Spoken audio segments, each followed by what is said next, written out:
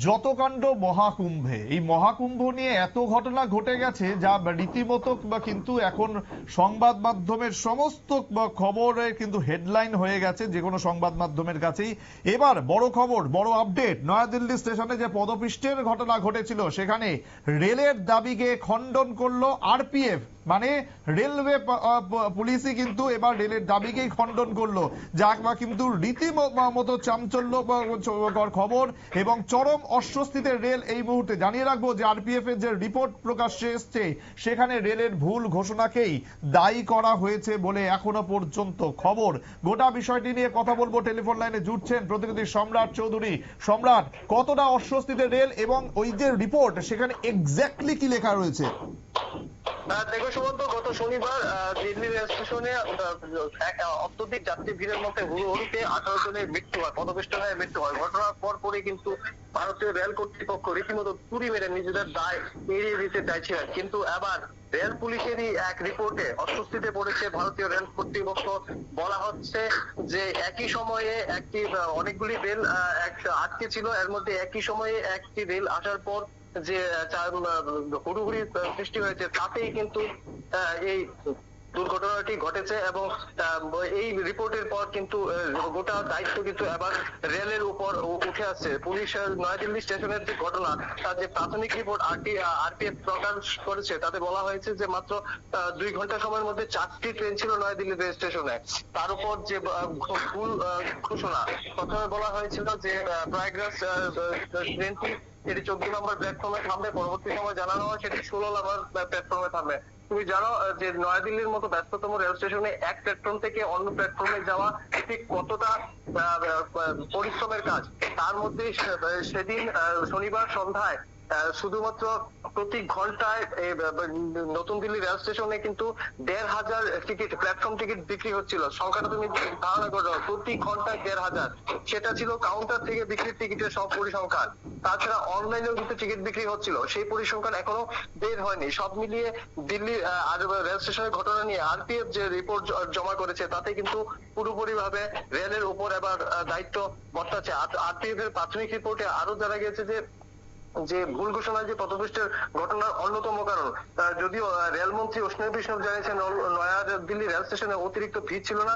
এদিকে রিপোর্টে উল্লেখ করা হয়েছে শনিবার রাত্র 8:45 ঘোষণা করা হয় যে রেল স্টেশনে 12 নম্বর প্ল্যাটফর্মে প্রয়াগরাজগামী কুম্ভ স্পেশাল ট্রেন আসছে। খানিক পরই বলা হয় 12 নম্বর নয়, সেটি 16 নম্বর প্ল্যাটফর্মে আসছে। একই সময় 14 নম্বর প্ল্যাটফর্মে দাঁড়িয়ে ছিল মগধ এক্সপ্রেস, আর 15 নম্বর যে প্ল্যাটফর্ম রয়েছে তাতে দাঁড়িয়ে ছিল উত্তর সম্পর্ক ক্রান্তি এক্সপ্রেস। অন্যদিকে প্রয়াগরাজ এক্সপ্রেস ট্রেন ধরার জন্য 14 নম্বর প্ল্যাটফর্ম দাঁড়িয়ে ছিল বিপুল সংখ্যক মানুষ।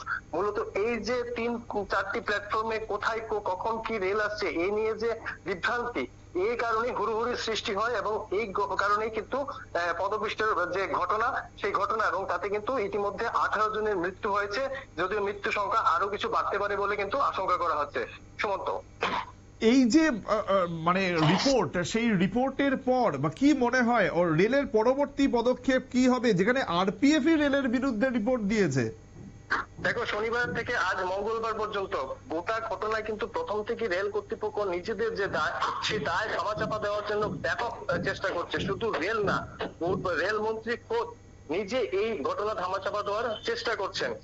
এমনকি শনিবার রাত্রে দুবার দিল্লির যে লেফটেন্যান্ট গভর্নর রয়েছেন তার টুইট বদল করা হয়েছে। প্রথম একবার টুইট দেওয়া হয় যে হুড়োহুড়ির কারণে ঘটনাটি ঘটেছে, পরবর্তী সময় সেই টুইট ডিলিট করে আরেকটি টুইট প্রচার করা হয়। তারপর যে রেলমন্ত্রী অশ্বিনী বৈষ্ণব রয়েছেন তিনি বারবার আশ্বস্ত করছেন যে ঘটনা নিয়ন্ত্রণে রয়েছে। প্রশ্ন হচ্ছে যে ঘটনা তাহলে অনিয়ন্ত্রিত অবস্থাটা কি ছিল? এদিকে ভারতীয় রেলের যে উত্তর বিভাগ সেই রেল কর্তৃপক্ষ কিন্তু প্রথম থেকেই গোটা ঘটনার দায় এড়িয়ে আসছেন। প্রথম থেকেই কিন্তু বলছেন যে প্রথমে যে টুইট করা হয় তাতে বলা হয়েছে এমন কোনো ঘটনাই ঘটেনি, গোটা ঘটনাটি গুজব বলে চালিয়ে দেওয়া হয়েছিল রেলের তরফে। পরবর্তী সময়ে ঘটনা স্বীকার করা হয়েছে এবং মৃত্যুর সংখ্যাও স্বীকার করা হয়েছে। তাছাড়াও কিন্তু রেলের তরফে এই ঘটনা নিয়ে কিন্তু বারবার যেসব দাবি করা হচ্ছে প্রত্যেকটি দাবি কিন্তু মিথ্যা প্রমাণিত হয়েছে।